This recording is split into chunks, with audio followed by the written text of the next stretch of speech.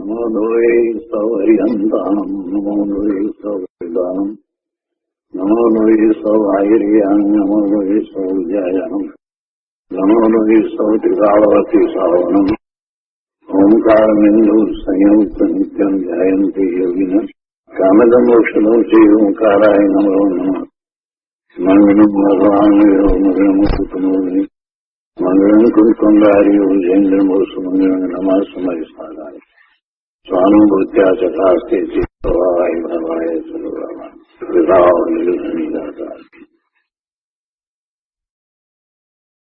સમાધિ તંત્ર આચાર્ય ભગવાન પૂજ્યપાદ સ્વામી રચિત સમાધિ તંત્ર તથા શ્રી પ્રભાચંદ્રજી રચિત સમાધિ તંત્રની ટીકા એનો સ્વાધ્યાય ચાલે છે.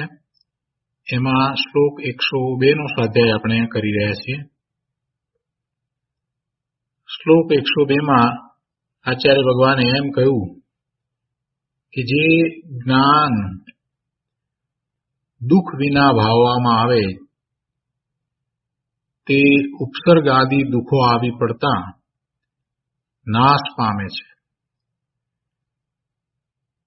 પોતે એવા દ્રવ્યશ્રુતનો અભ્યાસ કરે અને જે કંઈ કરે તે બધું અનુકૂળતા સહિત કરે, એટલે કે કોઈ પણ જાતના એવા વ્રત તપ પચખાણ વિના કરે અને ખૂબ જ અનુકૂળતા સાથે કરતા હોય તો જ્યારે એવા પ્રતિકૂળ સંયોગ આવે ત્યારે એને એવા જ્ઞાન ભાવમાં ટકવું ઘણું અઘરું થઈ પડે છે.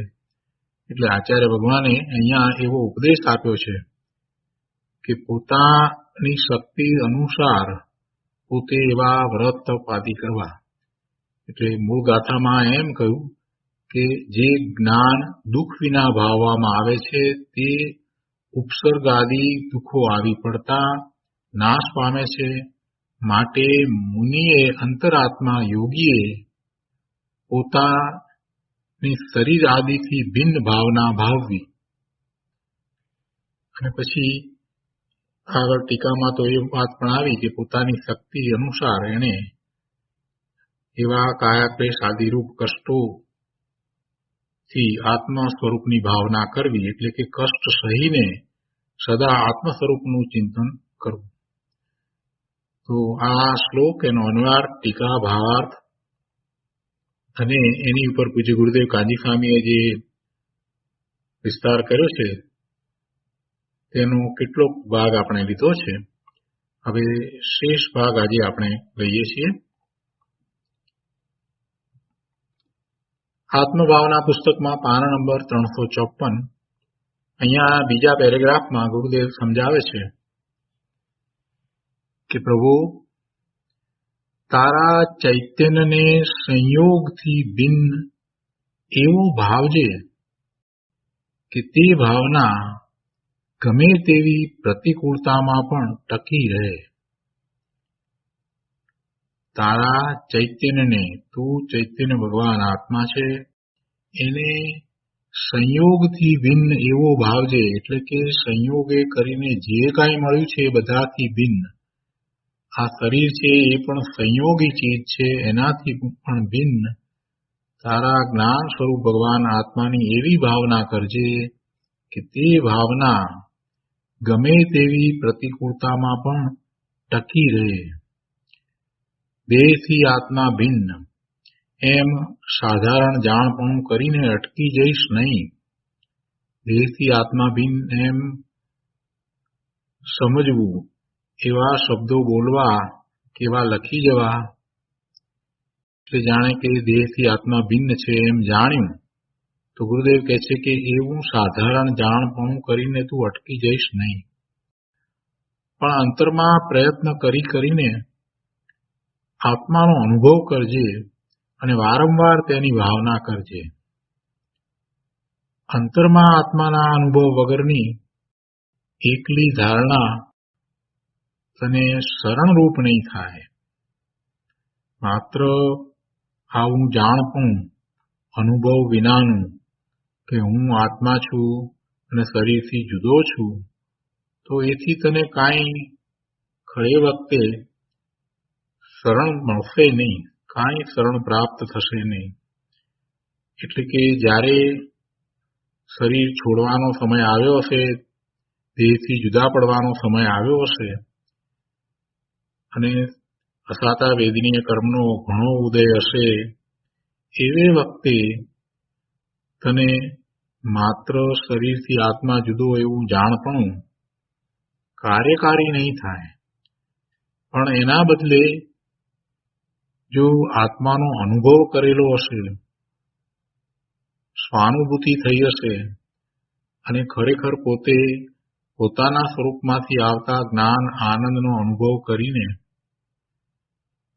એ સતત ભેદ જ્ઞાનની દશામાં રહ્યો હશે, એટલે કે દ્રષ્ટિ આત્મા તરફ જ રહેતી હોય અને બીજા બધા પદાર્થોથી પોતે ભિન્ન છે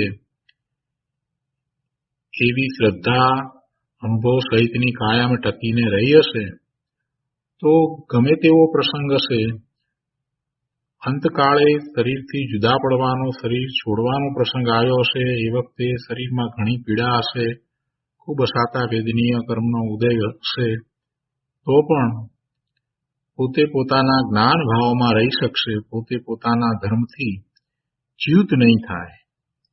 એને પોતાનો આત્મા એ વખતે શરણભૂત થશે, શરણરૂપ થશે, પોતાને એવું શરણ પ્રાપ્ત થશે. અંતરમાં ભેદ જ્ઞાનની ભાવનાથી નિર્વિકલ્પ આનંદ રસ પીવાનો એવો પ્રયત્ન કરજે કે સમાધિ મરણ ટાણે કદાચ તૃષાથી ગળું સુકાય અને પાણી પણ ગળે ન ઉતરે, તો ત્યારે પણ અંતરમાં શાંત રસના અનુભવથી આત્મા તૃપ્ત રહે. ગુરુદેવે આ શ્લોકની અંદર પહેલા તો એ બધી વાત કરી દીધી કે માત્ર અનુકૂળતાની અંદર જ જ્ઞાન પ્રાપ્ત કર્યું હશે અને પોતે અંતર્મુખ થયો નહીં હોય તો એ ખરે વખતે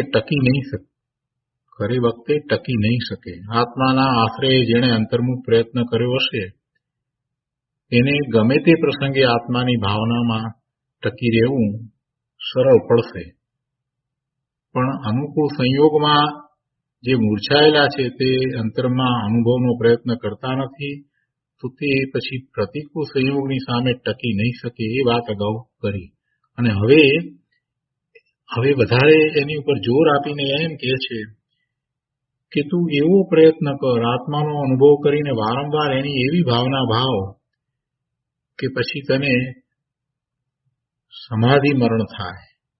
અને સમાધિ મરણ વખતે કે છે કે કદાચ તૃષાથી ગળું સુકાય ને પાણી પણ ગળે ન ઉતરે એવી શરીરની દશા થઈ હોય, ત્યારે પણ અંતરમાં શાંત રસના અનુભવથી આત્મા તૃપ્ત રહે.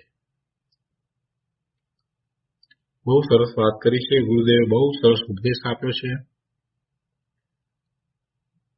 અને હવે આગળ કહે છે કે અષ્ટપ્રાવૃતની 62મી ગાથામાં પણ કષ્ટ સહનપૂર્વક આત્માને ભાવવાનો ઉપદેશ આપ્યો છે. અષ્ટપ્રાવૃતની 62મી ગાથાની અહીંયા વાત લીધી છે કે સુહેણ ભાવિદમ નામ દુહે જાદે વિનસ્સદી તમહા જહાબલમ જોઈ અપ્પા દુઃખે હિ ભાવ. સુખથી ભાવવામાં આવેલું જ્ઞાન એટલે કે બધી અનુકૂળતાઓ સુખ સહિત જે જ્ઞાનની ભાવના કરવામાં આવી, એટલે કે એવા દ્રવ્યશ્રુત આદિનો અભ્યાસ થયો, તો કે છે કે સુખથી ભાવવામાં આવેલું જ્ઞાન ઉપસર્ગ આદિના દુઃખમાં નષ્ટ થઈ જાય છે. માટે યથાશક્તિ બળપૂર્વક પ્રયત્નપૂર્વક કાય ક્લેશ આદિ કષ્ટ સહન કરીને આત્માને ભાવવો એમ ઉપદેશ છે. આ વાત ગઈકાલે પણ ગુરુદેવે કરી હતી. આજે ફરીથી આ અષ્ટપ્રાવૃતની ગાથા લઈ અને સમજાવે છે. ગુરુદેવ કહે છે કે આહાર, આસન, નિંદ્રા આ ત્રણ તો મુખ્ય, અને પછી એવા બીજા બધા આહાર, આસન, નિંદ્રા વગેરે પ્રમાદને જીતીને જીનવરના મત અનુસાર ગુરુ પ્રસાદથી આત્માને જાણીને ધ્યાવવો. આહાર સંબંધી, આસન સંબંધી, નિંદ્રા સંબંધીનો બધો પ્રમાદ ત્યાગી દઈને જીનેશ્વર કથિત મોક્ષ માર્ગમાં જે રીતે આત્માને ભાવવાની વાત આવી છે, જે રીતે સ્વરૂપને વિશે એકાગ્રતા કરવાની વાત આવી છે, એ ગુરુ દ્વારા સમજીને બરાબર એમ જ સ્વીકારીને એવો પુરુષાર્થ કરવો, આત્માને એવો જ જાણવો અને પછી એમ જ આત્માને જાણીને ધ્યાવવું. બે વાત સાથે લઈ લીધી, જીનવાણીની વાત પણ લીધી, જીનેશ્વર ભગવાનના મત અનુસાર, અને પાછું ગુરુગમથી, ગુરુ પ્રસાદથી આત્માને જાણીને ધ્યાવવો. એટલે કે જીનેશ્વર ભગવાનના મતમાં જે વાત છે એને પોતાની મતિ કલ્પનાએ મૂલવવી નહીં, એના પોતાની મતિ કલ્પનાએ અર્થ નહીં કરવા, નહીતર તો એ વિપરીત માન્યતામાં પડી જશે. મિથ્યા દ્રષ્ટિ જીનવાણીને સમજવા જાય અને પોતે એમ સમજે કે બુદ્ધિશાળી છે એટલે બધું સમજી જશે, અને જે કાંઈ એ અર્થ ઘટન કરે એમાં એને મિથ્યાત્વનો પ્રસંગ જરૂરથી આવે. એટલે કહે છે કે એ જીનવાણી પણ ગુરુ પ્રસાદથી પ્રાપ્ત કરવી જોઈએ. એવા આત્મજ્ઞાની સંત દ્વારા એ જીનવાણી આપવામાં આવે છે. જીનવાણી આપવામાં આવે છે એટલે કે જીનેશ્વર કથિત મોક્ષ માર્ગમાં જે કહેવામાં આવ્યું છે એવું જ એ મહાપુરુષો અનુભવે છે, અને ત્યાર પછીથી એ પ્રકારે ઉપદેશ આપે છે. એમ એ જીનવાણીનો પ્રસાદ ગુરુ પાસેથી પ્રાપ્ત થાય છે. એટલે સાદી ભાષામાં ઘણીવાર એમ કહેવાય કે ગુરુ વિના જ્ઞાન નહીં, એમ પણ કહેવાય. એટલે કહેવાનો આશય એ છે કે જીનવાણી, આ જે દ્રવ્યશ્રુતનો અભ્યાસ, શાસ્ત્રોનો અભ્યાસ, એ પણ તું તારી મતિ કલ્પનાએ એકલો બેસીને કરવા ધારીશ તો થઈ જાય એમ તું માનતો હોય તો તારી ભૂલ છે. એમ ન થાય. જીનેશ્વર ભગવાનના મત અનુસાર તારે પ્રવર્તવું હોય તો એવા મત અનુસાર જે પોતે પ્રવર્ત્યા છે, પોતાને આત્મજ્ઞાન થયું છે, એવા સમ્યક દ્રષ્ટિ ગુરુ પાસેથી જ એના રહસ્યો જાણી શકાય, સમજી શકાય. એટલે ગુરુદેવ જેવા કે કૃપાળુદેવ જેવા એવા મહાપુરુષો દ્વારા આ શાસ્ત્રોની જે સમજ આપવામાં આવી હોય એ પ્રમાણે જ શાસ્ત્ર અભ્યાસ થઈ શકે. બાકી શાસ્ત્રો તો હવે અવેલેબલ છે, મળે છે, અને આપણે લઈને બેસી જઈએ તો એમ કઈ શાસ્ત્ર વાંચન કરવાથી બધી વાત પકડાઈ જાય અને મોક્ષ માર્ગમાં પ્રવર્તવાનું થઈ જાય એમ બનતું નથી. આ બધી વાત મહત્વની છે. પ્રભુ અહીંયા તો કહે છે કે આહાર સંબંધી પ્રમાદ ના કરવો, આસન એના સંબંધી પણ કોઈ પ્રમાદ ના કરવો, નિંદ્રા એના સંબંધી પણ કોઈ પ્રમાદ ના કરવો. દરેક વખતે એમાં જાગૃતિ એવી જ રાખવી, અને એ બધા પ્રમાદને છોડીને, તજી દઈને જાગૃતિપૂર્વક જીનવરના મત અનુસાર ગુરુ પ્રસાદથી આત્માને જાણીને આત્માને ધ્યાવવો. એક લીટીમાં તો બધું કહી દીધું, આખો મોક્ષ માર્ગ સમજાવી દીધો. આગળ કહે છે કે દેહ આદિથી ભિન્ન આત્માની ભાવના ભાવનાર મુમુક્ષુ જીવને અંદર પરિણામમાં તીવ્ર ઉદાસીનતા, વૈરાગ્ય, પ્રતિકૂળતામાં સહનશીલતા, ધૈર્ય વગેરે હોય છે. એવા મુમુક્ષુને,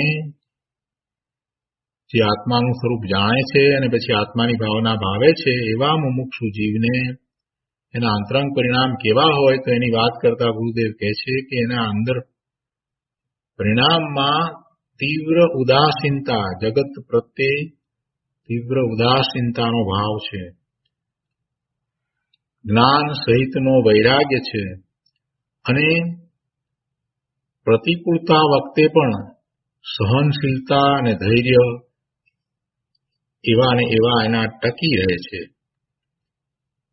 તેથી કહે છે કે હે જીવ, તપશ્ચરણ આદિ વૈરાગ ભાવના પૂર્વક તું જ્ઞાનને ભાવ. તપશ્ચરણ આદિ વૈરાગ્ય ભાવના પૂર્વક તું જ્ઞાનને ભાવ. તું જ્ઞાનની પ્રાપ્તિ કરે છે તો સાથે તપ વગેરે હોવા જોઈએ અને તપ વગેરે સાથે પાછો એવો વૈરાગ્ય પણ થવો જોઈએ. જે દિનેશ્વર ભગવાનની વાણીમાં આવ્યું એમાં જે વાત આવી એનો સ્વીકાર કરે, 6 દ્રવ્યની સ્વતંત્રતાનો સ્વીકાર કરે, 6 દ્રવ્યના સ્વતંત્ર પરિણમનનો સ્વીકાર કરે અને 9 તત્વોના સ્વરૂપને જેમ છે તેમ યથાર્થ સમજે તો સહજ રીતે જ એવો વૈરાગ્ય થાય. એટલે કહે છે કે જ્યારે તું મોક્ષ માર્ગમાં આવ્યો છો તો હે જીવ, તપશ્ચરણ આદિ એટલે વ્રત, તપ, નિયમ વગેરે રાખવું અને સાથે વૈરાગ્ય ભાવના પૂર્વક જગતના બધા પદાર્થો પ્રત્યે જ્ઞાન સહિતનો વૈરાગ્ય હોય, ઉદાસીનતા હોય અને તું એમ તારા સ્વરૂપનું જ્ઞાન ભાન કર, વિશેષતાથી સ્વરૂપનો અભ્યાસ કર, સ્વરૂપનો અનુભવ સહિત અભ્યાસ કર, સ્વાનુભૂતિ કર, એમ જ્ઞાનને ભાવ. અને એવી ભાવના ભાવ કે ગમે તેવી પ્રતિકૂળતામાં તે છૂટે નહીં. આત્માની દ્રષ્ટિ, સ્વરૂપની દ્રષ્ટિ ગમે તેવી પ્રતિકૂળતામાં છૂટે નહીં. અખંડ આરાધનામાં ભંગ પડે નહીં. સ્વરૂપની આરાધનામાં કોઈ રીતે ભંગ પડે નહીં. ગુરુદેવ કહે છે કે જે એકલા સાતાશીલિયાપણે સેવે છે અને જ્ઞાનની વાતો કરે છે તેને પ્રતિકૂળતાના પ્રસંગે જ્ઞાન ભાવના ક્યાંથી ટકશે? આરામથી બધી જાતની અનુકૂળતાઓ છે અને પાછા બધી જાતના પોતાના પ્રમાદને પોષીને એ જે કઈ વાંચન વગેરે કરે છે તો પછી એ માત્ર માહિતીરૂપ જ્ઞાન છે. ખરેખર એ જ્ઞાન પણ નથી, આત્માનો અનુભવ થયો નથી અને જરાક પ્રતિકૂળતા આવે એટલે પછી એ બધું છૂટી જાય. પ્રતિકૂળતાના પ્રસંગે એને જ્ઞાન ભાવના ક્યાંથી હોય જ નહીં.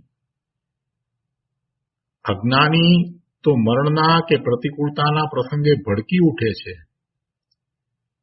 અને ભિન્ન જ્ઞાનને ભૂલી જાય છે.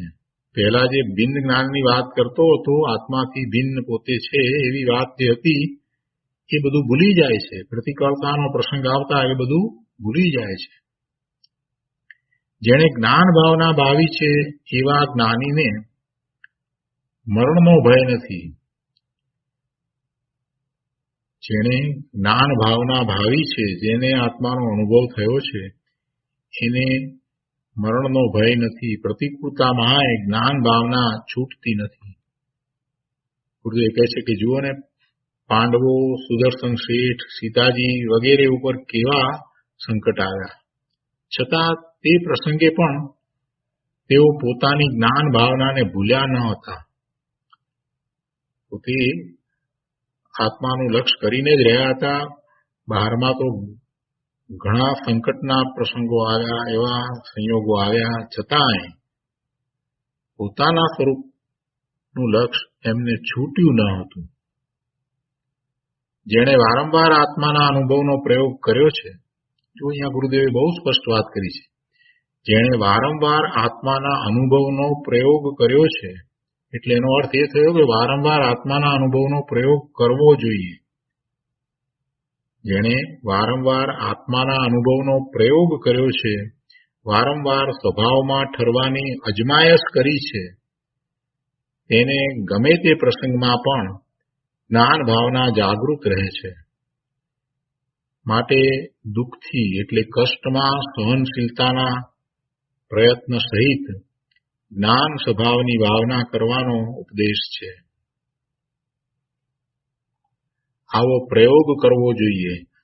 આત્માના સ્વરૂપનો ખૂબ અભ્યાસ થાય. આટલા બધા શાસ્ત્રોના અભ્યાસ પછીથી જેવું સ્વરૂપ છે તેવું જ પોતાને દ્રઢ થઈ ગયું હોય તો પછી એવી જ ભાવના ભાવવી જોઈએ અને એમાં પ્રયોગ કરવો જોઈએ. ગુરુદેવ અહીંયા બહુ સ્પષ્ટ શબ્દમાં એ પ્રયોગની વાત લીધી છે કે જેણે વારંવાર આત્માના અનુભવનો પ્રયોગ કર્યો છે. આત્માના અનુભવનો પ્રયોગ, નિર્વિકલ્પતાનો અભ્યાસ અને પછી એમાં જે પોતે સ્વરૂપને વિશે દ્રઢતા કરી છે એ ભાવ ત્યાં આવી જવો, એવો આત્માના અનુભવનો પ્રયોગ, જેને આપણે ધ્યાન કહીએ છીએ.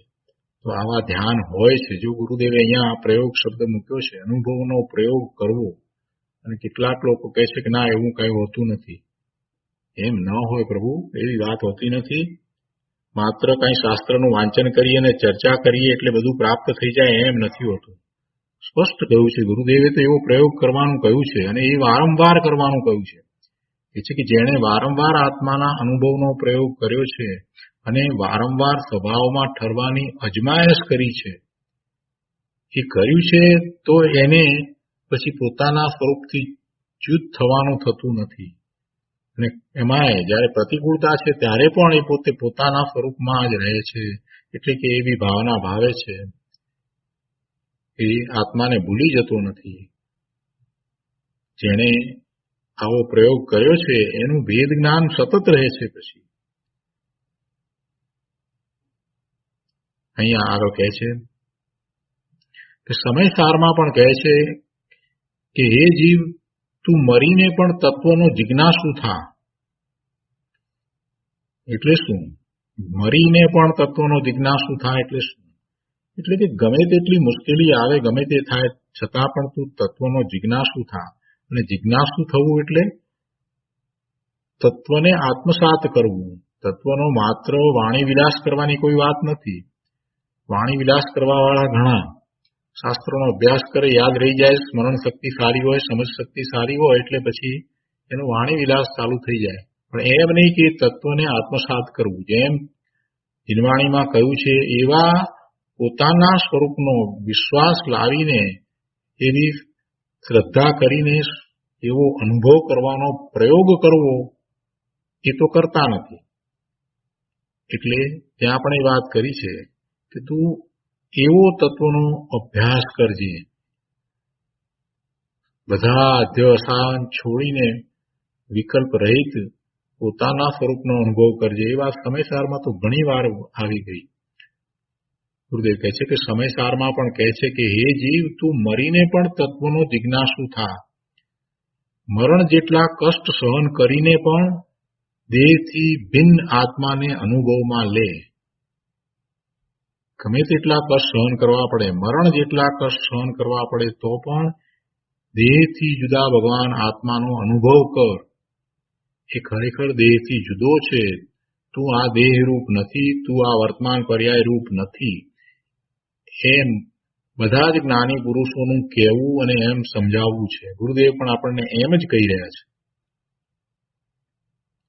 અને કહે છે કે અંદર એવા આત્માના અનુભવની ધગશ થતા એ ધગશની આડે દુનિયાની પ્રતિકૂળતા અને તું ન જો. દુનિયાની પ્રતિકૂળતાનું લક્ષ્ય છોડી દે.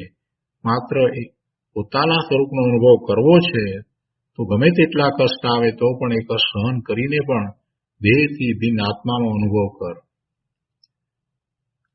હું આત્મા છું, શરીરથી જુદો છું, એવી સામાન્ય ધારણા કરી હોય, પણ જેણે અંદર આત્માની ખરી ધગશથી ભેદ જ્ઞાન કરીને તેની ભાવના ભાવી નથી, તેને શરીર આદિની અનુકૂળતા હોય ત્યાં સુધી તો એમ લાગે કે જ્ઞાન છે, પોતે જ્ઞાન ભાવમાં છે એવું એને લાગે.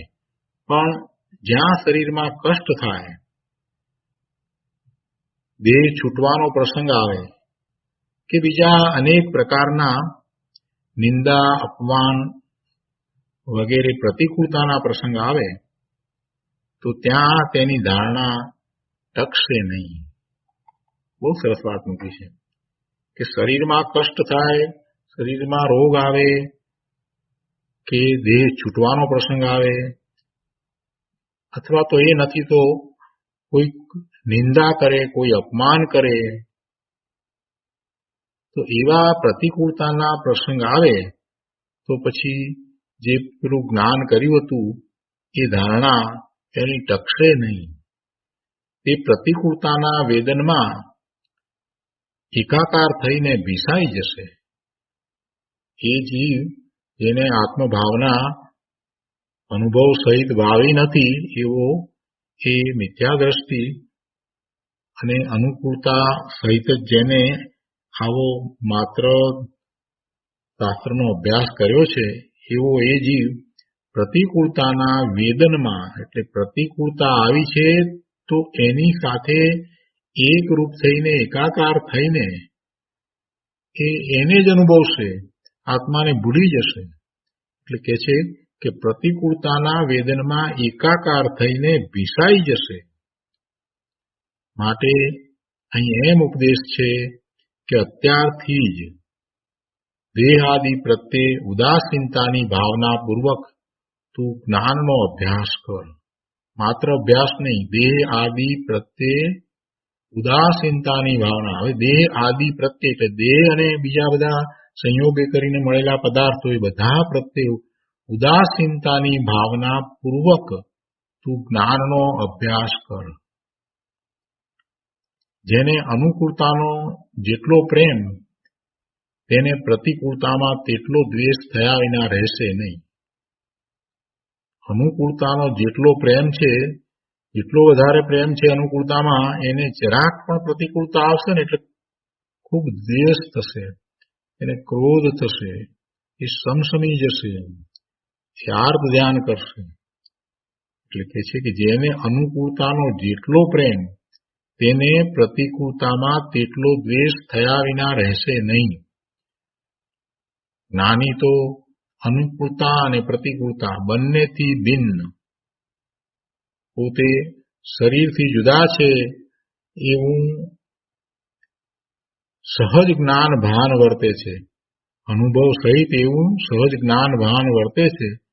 એટલે જ્ઞાનીને તો એ અનુકૂળતા હોય કે પ્રતિકૂળતા હોય એની કાંઈ અસર થતી નથી. એટલે ગુરુદેવ કહે છે કે જ્ઞાની તો બંનેથી ભિન્ન આત્માને જાણીને પળે પળે તેની ભાવના ભાવે છે. જ્ઞાનની ખરી ભાવના ભાવી હોય તે ખરે પ્રસંગે હાજર થાય અને આત્માને સમાધિ આપે, સમાધાન આપે, શાંતિ આપે.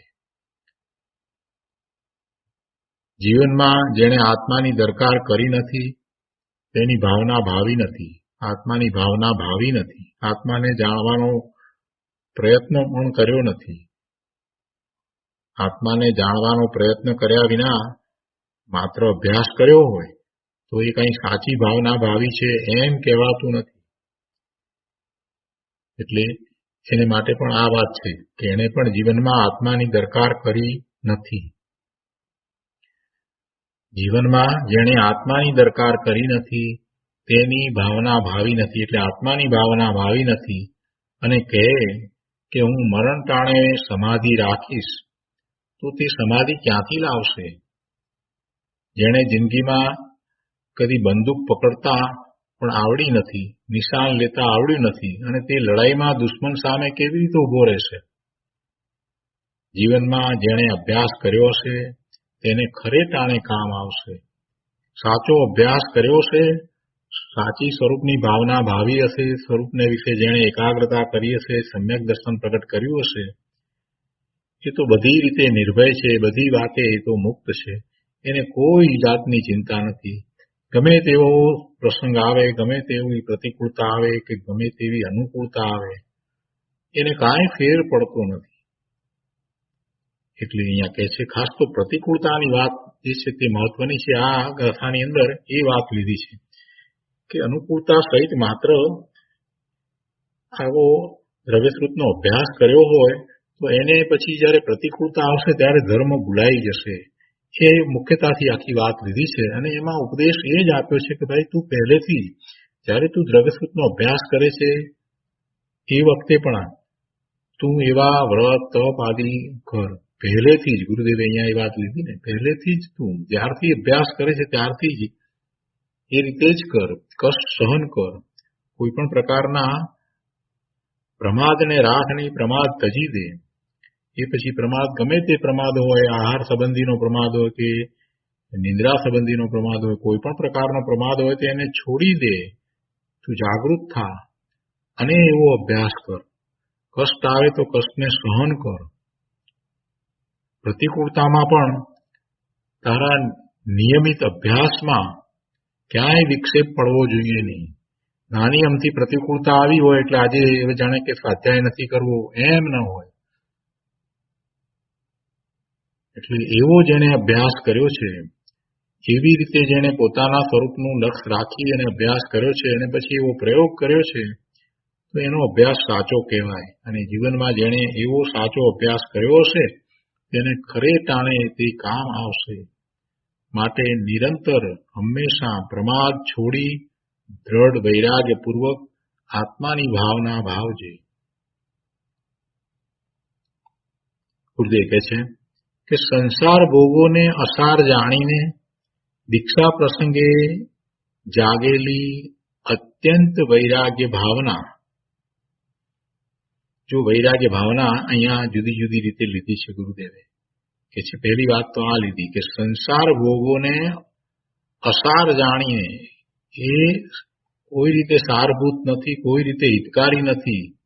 સંસાર ભોગોથી પોતાને કાંઈ સુખની પ્રાપ્તિ નથી થતી. એમ સંસાર ભોગોને અસાર જાણીને પછી સંસારનો ત્યાગ કરે છે અને દીક્ષા લે છે. તો એવા દીક્ષા પ્રસંગે જાગેલી અત્યંત વૈરાગ્ય ભાવના, એ વખતની જે વૈરાગ્ય ભાવના હોય તે, તેમજ કોઈ તીવ્ર રોગ કે મૃત્યુના સંભવનો પ્રસંગ આવે તો એવા સમયે, એવા કાળે જાગેલી ઉત્તમ ભાવના. એવો તીવ્ર રોગ આવ્યો હોય, અસાધ્ય રોગ હોય, તેનો કોઈ ઉપાય ન હોય અને પછી એમ હોય કે હવે આ દેહ છોડવાનો સમય આવી ગયો છે, છોડવો જ પડશે, અને ત્યાર પછીથી એવા વૈરાગ્ય સહિત ઘણીવાર ધર્મમાં ઉતરી જાય તો કહે છે કે તેમજ કોઈ તીવ્ર રોગ અથવા તો મૃત્યુના સંભવનો પ્રસંગ, સામે એવો પ્રસંગ આવી ગયો કે હવે એમાંથી બચવું મુશ્કેલ લાગે, હવે મૃત્યુ સામે દેખાઈ રહ્યું છે અને મૃત્યુ થશે જ, મરવાનો પ્રસંગ આવી ગયો હોય તો એવા કાળે જાગેલી ઉત્તમ ભાવના, એ વખતે એને પોતે દ્રવ્યશ્રુતના અભ્યાસ વગેરે કર્યા હોય એને કારણે જો એને એવી ઉત્તમ ભાવના જાગી હોય તો તેને યાદ કરીને વિશુદ્ધ ભાવથી ઉત્તમ બોધનું સેવન કરજે. એટલે અહીંયા કહેવાનો આશય એવો છે કે આવા પ્રસંગ વખતે જે કાંઈ થયું હોય એ તમને ખ્યાલમાં આવ્યું હોય તો એને અત્યારે તમારે યાદ કરવું. આવી વૈરાગ્યની ભાવના, આવી ઉત્તમ ભાવનાને યાદ કરીને વિશુદ્ધ ભાવથી ઉત્તમ બોધનું સેવન કરવું. અને કહે છે કે એવી દ્રઢ ભાવના કરજે કે કેવળ જ્ઞાન સુધી અખંડ રહે. એવી ભાવના તો પછી કેવળ જ્ઞાન સુધી અખંડ રહે જ છે. કેમ કે એનો અર્થ એ થયો કે સમ્યક દર્શન પ્રગટ કરે અને પુરુષાર્થ પણ આગળ એમ જ કરે કે જેથી કેવળ જ્ઞાન સુધી પહોંચે. ગુરુદેવ કહે છે કરે જીવ વેદ જ્ઞાન કરીને તારા જ્ઞાનને અંતરમાં ઢાળજે. અરે જીવ વેદ જ્ઞાન કરીને તારા જ્ઞાનને અંતરમાં ઢાળજે. તે જે જ્ઞાન કર્યું, જે જીનવાણીના અભ્યાસ દ્વારા જે કાંઈ જ્ઞાન પ્રાપ્ત કર્યું, તો હવે એને આત્મસાત કરજે અને અંતર તરફમાં ઢાળજે. એટલે કે એ જ્ઞાન દ્વારા તું અંતર્મુખ થજે. વારંવાર જ્ઞાનને અંતરમાં એકાગ્ર કરવાનો અભ્યાસ કરજે. પોતે જ્ઞાન સ્વભાવી ભગવાન આત્મા છે, પોતાના જ્ઞાન દર્શનના ઉપયોગ છે તો એવા પોતાના જ્ઞાન દર્શનના ઉપયોગને પોતાના અંતર તરફ વાળવું, પોતાના સ્વરૂપમાં લઈ જવું અને એમાં જ એકાગ્રતા કરવી, એના લક્ષ્ય જ રહી જવું, એનું નામ અંતરમાં એકાગ્રતા. અને એ કઈ રીતે થાય? તો કે જ્ઞાન દ્વારા થાય. પોતે જ્ઞાન સ્વભાવી ભગવાન આત્મા છે, એટલે પોતાના વર્તમાનમાં જ્ઞાન દર્શનના ઉપયોગ પરલક્ષ્ય થયા છે, બહારનું લક્ષ્ય કરી રહ્યા છે, તો એને પલટાવીને, એની દિશા પલટાવીને અંતરમાં સ્વરૂપ તરફ વાળી દે અને ત્યાં એકાગ્રતા કરે. એટલે એ જ્ઞાન દ્વારા કાર્ય થાય છે. એટલે કહે છે કે વારંવાર જ્ઞાનને અંતરમાં એકાગ્ર કરવાનો અભ્યાસ કરજે. રોમે રોમે એટલે કે આત્મામાં પ્રદેશે પ્રદેશે જ્ઞાનનું પરિણમન થઈ જાય એવો દ્રઢ અભ્યાસ કરજે. વિષયો તરફની વૃત્તિ તોડીને ચિંતનનો રસ એવો વધારજે કે સ્વપ્ને કે પ્રાણ જાય એવા પ્રસંગે પણ તેમાં શિથિલતા ન થાય. સ્વપ્નમાં પણ શિથિલતા ન થાય, એટલે એવો વિકલ્પ આવે નહીં. અને પ્રાણ જાય એવો પ્રસંગ બને તો પણ ચૈતન્યનો રસ એવો ને એવો જળવાઈ રહે, એમાં શિથિલતા ન થાય અને ધારાવાહી જ્ઞાન ટકી રહે. આમ દ્રઢ જ્ઞાન ભાવનાનો ઉપદેશ છે. તો આ રીતે આ 102 શ્લોકનો વિસ્તાર પૂરો થાય છે. હવે 102 શ્લોક પછીથી અહીંયા સમાધિ તંત્રમાં કહે છે કે જો આત્મા શરીરથી સર્વથા ભિન્ન હોય તો તેના ચાલવાથી શરીર નિયમથી કેમ ચાલે અને તેના ઉભા રહેવાથી તે શરીર નિયમથી કેમ ઊભું રહે છે, એમ શંકા કરનાર પ્રતિ કહે છે. એવી જેને શંકા છે એને આ 103 અને 104 બંને ગાથા દ્વારા આચાર્ય ભગવાન સમજાવે છે. શું શંકા છે? કે જો આત્મા શરીરથી સર્વથા ભિન્ન હોય તો તેના ચાલવાથી શરીર નિયમથી કેમ ચાલે અને તેના ઉભા રહેવાથી તે શરીર નિયમથી કેમ ઊભું રહે છે? એટલે કે આત્મા શરીરથી સર્વથા ભિન્ન નથી, એવી જે શંકા કરી રહ્યા છે, તો એની શંકાનું સમાધાન આચાર્ય ભગવાન અહીંયા 103 અને 104 એ બંને શ્લોકમાં આપે છે. તો પહેલા આપણે 103 શ્લોક લઈએ. શ્લોક 103. પ્રયત્નાત આત્મનો વાયુ ઈચ્છા દ્વેષ પ્રવર્તિતાત વાયો શરીર યંત્રાણી વર્તન્તે સ્વેષુ કર્મસુ. ગુજરાતીમાં ગાથા છે. ઈચ્છા નિજ યત્નથી વાયુનો સંચાર, તેનાથી તનયંત્ર સૌ વર્તે નિજ વ્યાપાર. શ્લોકના અન્વયાર્થમાં કહે છે કે ઈચ્છા દ્વેષ પ્રવર્તિતાત આત્મનો પ્રયત્નતા. ઈચ્છા દ્વેષ પ્રવર્તિતાત આત્મનો પ્રયત્નાત વાયુ એટલે કે ઈચ્છા રાગ દ્વેષની પ્રવૃત્તિથી થતા, ઈચ્છા કહેતા રાગ અને દ્વેષ બંને એમાં તો આવી ગયા, તો એવા રાગ દ્વેષની પ્રવૃત્તિથી થતા આત્માના પ્રયત્નના નિમિત્તે વાયુ ઉત્પન્ન થાય છે, વાયુનો સંચાર થાય છે. રાગ દ્વેષની પ્રવૃત્તિથી થતા આત્માના પ્રયત્નના નિમિત્તે. હવે રાગ દ્વેષની પ્રવૃત્તિમાં જે આત્માનો પ્રયત્ન થાય, તો આત્માનો તો શું પ્રયત્ન થાય? આત્મા તો એવા ભાવે થાય.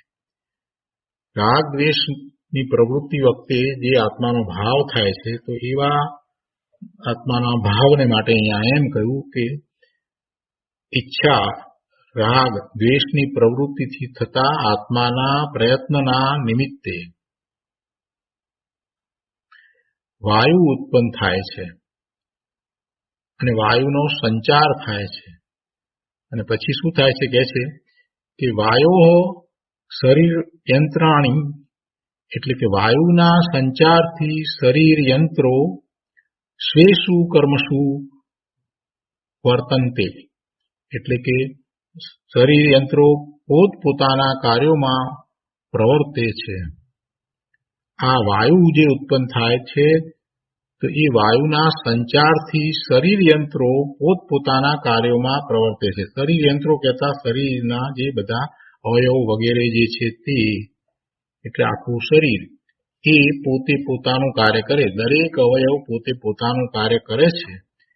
તો એમાં આ જે વાયુ ઉત્પન્ન થયો, વાયુ કઈ રીતે ઉત્પન્ન થયો તો કે જીવને એવી રાગ દ્વેષની પ્રવૃત્તિથી જે એવો જે ભાવ થયો, એટલે આત્માનો એવો પ્રયત્ન, તો એના નિમિત્તે વાયુ ઉત્પન્ન થયો છે. આત્માએ કર્યો છે એમ નહીં. અને વાયુનો સંચાર થાય છે તો એના સંચારથી આ શરીરના જે અવયવો છે એ પોતાનું કાર્ય કરે છે. એટલે ખરેખર આત્મા કાંઈ શરીરનું કાર્ય કરતો નથી કે શરીરના જે અવયવો છે એને કાર્ય કરાવતો નથી. કેમ કે પ્રશ્ન એવો હતો કે જો એ સર્વથા આત્મા શરીરથી સર્વથા ભિન્ન હોય તો પછી આ ચાલવાની શરીરની ક્રિયા થઈ, તો એ અને ઉભા રહેવાની ક્રિયા થઈ, તો એ વખતે જે આત્મા પણ એ જ રીતે છે તો એ સર્વથા ભિન્ન હોઈ શકે નહીં. એમ જે દલીલ કરી તો અહીંયા આચાર્ય ભગવાન એ વાત સમજાવે છે કે સર્વથા ભિન્ન જ છે. ખરેખર આત્મા એ કાંઈ કરતો નથી. અને શરીરનું ચાલવું કે ઉભા રહેવું એ બધું એના અવયવોથી જે કાંઈ થવું હોય તે થાય. હલનચલન અનેક પ્રકારના શરીરમાં જે થાય છે તો એ થવામાં એ આ વાયુનો સંચાર છે. ને એ વાયુ કેવી રીતે ઉત્પન્ન થાય છે તો કે આત્માના એવા રાગ દ્વેષની પ્રવૃત્તિના ભાવ, એવી પ્રવૃત્તિથી વખતે થતા જે ભાવ છે, એટલે આત્માના પ્રયત્નના નિમિત્તે એ નિમિત્ત કારણ છે. એ નિમિત્ત કારણ છે.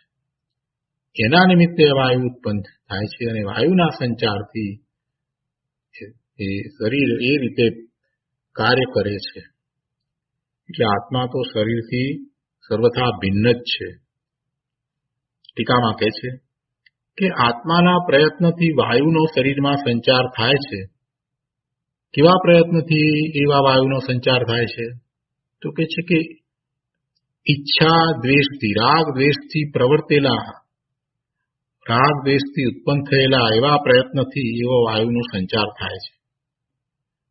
તો તેમાં એટલે કે શરીરમાં સંચારિત વાયુથી શરીર યંત્રો, એટલે શરીરો, એ જ યંત્રો, એના અવયવો વગેરે, તે શરીર યંત્રો પોતાનું કાર્ય કરે છે, એટલે કે સ્વ કાર્યમાં પ્રવર્તે છે. હવે આ રીતે વાત કરી એટલે થોડોક અહીંયા પ્રશ્ન થાય તો કહે છે કે શું શરીરોને યંત્રો સાથે સમાન ધર્મ છે કે જેથી તેઓ, એટલે શરીરો યંત્રો કહેવાય છે, એ કઈ યંત્ર છે? જો એમ તમે પૂછતા હો, એમ તમે પૂછો તો અહીંયા સમજાવતા કહે છે કે તો કહેવાનું એ કે જેમ લાકડા વગેરેના બનેલા સિંહ, વ્યાઘ્ર આદિ યંત્રો પર પ્રેરિત થઈને પોતપોતાને સાધવા યોગ વિવિધ ક્રિયાઓમાં પ્રવર્તે છે, તેમ શરીરો પણ પ્રવર્તે છે. એમ બંનેમાં, શરીર અને યંત્રમાં સમાનતા છે. તો તે શરીર યંત્રો વાયુ દ્વારા પ્રવર્તે છે. શરીર યંત્રો વાયુ દ્વારા પ્રવર્તે છે. શામાં? તો કે કાર્યોમાં, ક્રિયાઓમાં. કેવા કાર્યોમાં? તો કે પોતપોતાને સાધવા યોગ્ય કાર્યોમાં. શરીરના અવયવો, એને શરીરના યંત્રો કહીએ, એ બધા પોતે પોતાનું કાર્ય કરે છે. હાથ હાથનું કાર્ય કરે છે, પગ પગનું કાર્ય કરે છે. આંખનું કાર્ય કરે છે, બધા જે અવયવો જે છે તે બધા પોતે પોતાના કાર્યો કરે છે. તો એ બધા કાર્યો એ શરીરના યંત્રો કરે છે. તો એવું એનું કાર્ય કરવામાં આ જે વાયુ છે એ વાયુ એ કારણ થાય છે. હવે એ વાયુ કારણ થાય છે એ પણ ખરેખર તો નિમિત્ત કારણ છે. એ પણ નિમિત્ત કારણ છે.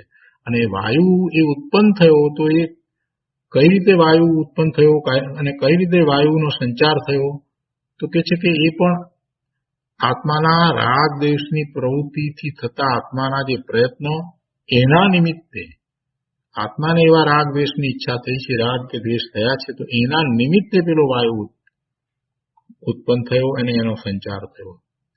ખરેખર આત્માએ કર્યો એમ નહીં. અને એમાં પણ એ જે ભાવ જે લીધા છે, કેવા ભાવ લીધા છે, રાગ દ્વેષના ભાવ લીધા છે. એટલે એ વખતે પણ એ બહારમાં છે, પોતે પોતાના સ્વભાવ ભાવે નથી, વિભાવ ભાવે થયો છે. એ વખતે પણ આત્મા વિભાવ ભાવે થયો છે. આત્મા પોતે સ્વભાવ ભાવે હોય એની વાત નથી અહીંયા.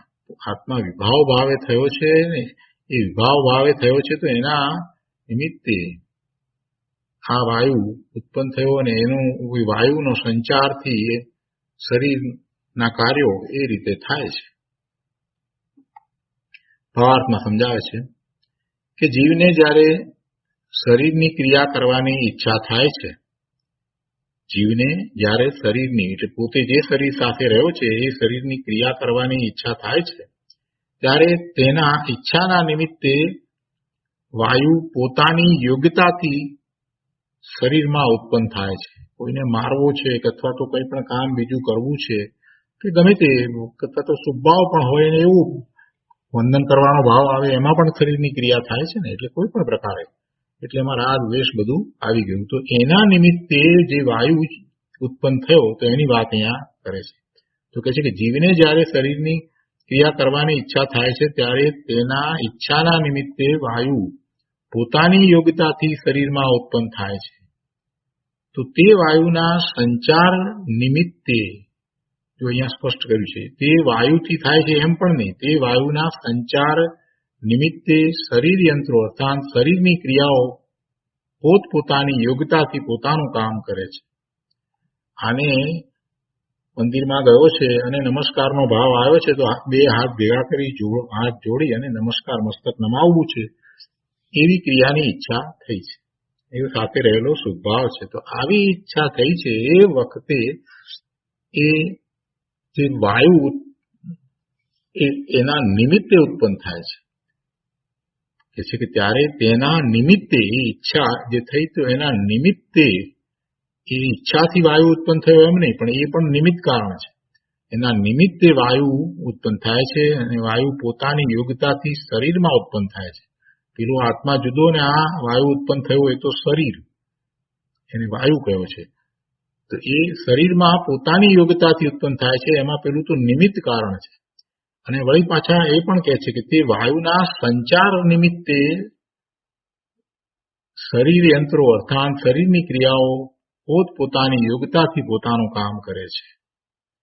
આમ જીવની ઈચ્છા અને શરીરની ક્રિયાને સીધો નિમિત્ત નૈમિતિક સંબંધ નથી. જીવની ઈચ્છા અને શરીરની જે ક્રિયા થાય એને સીધો નિમિત્ત નૈમિતિક સંબંધ નથી, પરંતુ જીવની ઈચ્છા અને વાયુને નિમિત્ત નૈમિતિક સંબંધ છે.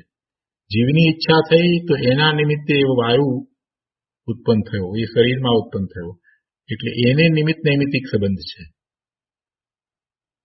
અને વાયુ તથા શરીરની ક્રિયાને નિમિત્ત નૈમિતિક સંબંધ છે. વાયુને કારણે શરીરની ક્રિયા સીધે સીધી થાય એમ પણ નહીં, એમાં પણ નિમિત્ત નૈમિતિક સંબંધ છે. વાયુ છે ને એનો સંચાર થાય છે તો પછી એ શરીરના અંગોની ક્રિયા થાય છે. આ બે નિમિત્ત નૈમિતિક સંબંધ લીધા. એટલે ખરેખર તો આત્મા શરીરની ક્રિયા કરતો નથી એ વાત અહીંયા સમજાવી છે. વિશેષમાં કહે છે કે સ્થૂળ દ્રષ્ટિએ એટલે કે વ્યવહાર નયે જીવની ઈચ્છાથી શરીર ચાલે છે એમ કહેવામાં આવે છે. તેનો અર્થ એ છે કે જીવની ઈચ્છાથી કે વાયુથી શરીરની ક્રિયાઓ ખરેખર થતી નથી, પણ નિમિત્તનું જ્ઞાન કરાવવા માટે ઉપચારથી તેમ કહેવામાં આવે છે. કેટલીક વખત વ્યવહારના જે કથન હોય છે ને એમાં માત્ર નિમિત્તનું જ્ઞાન કરાવવું હોય, અને જ્યારે એ નિમિત્તનું જ્ઞાન કરાવવા માટે એ કથન કરવામાં આવ્યા હોય તો જેને શાસ્ત્રનો એવો બરાબર અભ્યાસ નથી એ એમ જ માની લે છે કે નિમિત્તથી જ કાર્ય થાય છે, નિમિત્ત જ ખરેખર કાંઈક કરે છે. નિમિત્ત હંમેશા બીજું દ્રવ્ય હોય, અને એ દ્રવ્ય બીજું દ્રવ્ય એ પહેલા દ્રવ્યમાં વ્યાપે નહીં. કાર્ય પહેલા દ્રવ્યમાં થાય એટલે કે કાર્ય થાય અને એવા પરિણામ થાય, એની પર્યાય બદલાય, એની અવસ્થા સ્થિતિ બદલાય. તે છતાંય એ જે નવી અવસ્થા થઈ, જે પરિણામ આવ્યા, એમાં પેલું પહેલું દ્રવ્ય વ્યાપે છે. એમાં જે પહેલું દ્રવ્ય છે તે જ વ્યાપે છે. જે નિમિત્ત તરીકે બીજું દ્રવ્ય છે એ ક્યારેય વ્યાપતું નથી. નિમિત્ત જે છે એ જુદું હોય અને એ નિમિત્ત ક્યારેય એમાં વ્યાપતું નથી. આવો નિમિત્ત નૈમિત્તિક સંબંધ હોય છે. અને એટલા માટે તો એ ગાથા કહી છે કે જે પરિણામ થાય છે એ પરિણામી દ્રવ્યથી જુદા હોતા નથી. આ સિદ્ધાંત છે. એ પરિણામ જે થયા એ પરિણામી દ્રવ્યથી ક્યારેય જુદા હોય નહીં. સેજ આપણે સહેલું કરીએ, કેટલાક લોકોને આ અઘરું લાગે તો ત્યારે માટીમાંથી ઘડો થયો તો એ ઘડો બન્યો છે એ માટીની પર્યાય છે. જે પિંડરૂપ અવસ્થા હતી, માટીની પિંડરૂપ અવસ્થા હતી, એમાંથી ઘડારૂપ અવસ્થા થઈ, તો એમાં માટી પોતે પરિણમી અને એ ઘડારૂપે થઈ છે. અને એ વખતે નિમિત્ત તરીકે કુંભાર છે અથવા તો મશીન છે. તો એ ઘડો છે એની અંદર માટી વ્યાપે છે, માટીના ગુણો રહ્યા છે, એમાં કોઈ કુંભારના ગુણો નથી. એટલે પહેલું દ્રવ્ય જે માટી, એ માટીની એ અવસ્થા થઈ એ વખતે નિમિત્ત તરીકે કુંભાર હોય એ બીજું દ્રવ્ય છે. તો નિમિત્ત બીજું દ્રવ્ય છે, તો એ બીજું દ્રવ્ય એ પહેલા દ્રવ્યમાં ક્રિયા થાય, એના પરિણામ આવે તો એ વખતે હાજર છે, પણ એ એમાં વ્યાપતું નથી, એમાં પહોંચતું નથી. એટલે ખરેખર એ એમાં કાંઈ કાર્ય કરતું નથી. એક દ્રવ્ય બીજા દ્રવ્યમાં કાર્ય કરી શકે નહીં. પણ હજી ઘણાને એ નિમિત્તની બહુ જ પકડ પકડાઈ ગઈ છે. એટલે એક અથવા બીજા પ્રકારે એમ જ માને છે કે આ નિમિત્ત હોય તો જ કાર્ય થાય. એમ નથી. નિમિત્ત તો ત્યારે એ હાજર હતું એનું જ્ઞાન કરાવવા માટે કહેવામાં આવે છે. એટલે એ વ્યવહાર નહીંથી કહેવામાં આવે કે કુંભારે ઘડો બનાવ્યો, એમ વ્યવહાર નહીંથી કહેવામાં આવે. પણ જ્યારે એમ કહેવામાં આવ્યું છે તો ત્યારે એ વખતે ભારે ઘડો બનાવ્યો એવું વ્યવહારથી કહેવામાં આવ્યું છે. તો એ વખતે નિશ્ચયથી શું છે? તો પછી કે નિશ્ચયથી તો માટી પિંડરૂપ અવસ્થામાંથી ઘડારૂપ અવસ્થા રૂપે થઈ છે, અને એમાં એ ઘડાની અંદર બધા માટીના ગુણો જ વ્યાપે છે. એ માટી રૂપે જ ઘડો થયો છે, એ બીજા કોઈ રૂપે થયો જ નથી. અને એ દ્રવ્ય, એ ઘડાનું દ્રવ્ય અને માટીનું દ્રવ્ય જે બંને એક જ છે, એ જ દ્રવ્ય એ બદલાયું છે, અવસ્થામાં બદલાયું છે, બીજી કોઈ રીતે બદલાયું. છતાંય કેટલાક લોકોને નિમિત્તની બહુ જ દ્રષ્ટિ થઈ જાય છે. એકલો વ્યવહાર પકડીને બેસી જાય છે. એમ નથી વિચાર કરતા કે એની સાથે જ નિશ્ચય આવો છે. તો જે નિશ્ચય છે તે જ આદરણીય છે. અને જેને એટલે કે જે મુમુક્ષુ છે તેને પોતાના સ્વરૂપ તરફ જવું છે, એને નિશ્ચયને મુખ્ય કરીને સ્વરૂપમાં જવાશે. વ્યવહારની મુખ્યતાથી સ્વરૂપમાં જવાતું નથી. વ્યવહારને તો ગૌણ જ કરવાનો છે. અને જ્યારે વ્યવહારને ગૌણ કરવાનો છે તો પછી આટલી બધી નિમિત્ત તરફ આટલો બધો પક્ષપાત શા માટે? નિમિત્ત છે, નિમિત્તની ક્યાં કોઈએ ના પાડી છે? નિમિત્ત હોય છે, પણ ભાઈ પ્રભુ તારે નિમિત્તમાં અટવાઈ જવું છે, એનું લક્ષ્ય કરવું છે કે તારે સ્વરૂપમાં જવું છે? જો તારે સ્વરૂપમાં જવું છે તો તારે નિમિત્તની દ્રષ્ટિ છોડવી જ રહી. નિમિત્તને ગૌણ કરીને જે ઉપાદાન કારણ છે એને તારે સમજવું જ પડે, અને એટલે કે નિશ્ચયથી જે કારણ છે એ ઉપાદાન કારણ છે, તો એનો તારે વિચાર કરવો પડે. તું જ્ઞાન સ્વભાવે જ ભગવાન આત્મા પરિણમવા ધારે છે, તો તું જ્ઞાન સ્વભાવી છો, તું જ્ઞાન કરવા માટે એવા સામર્થ્ય સહિત છો, એવો તારે વિચાર રાખવો પડે.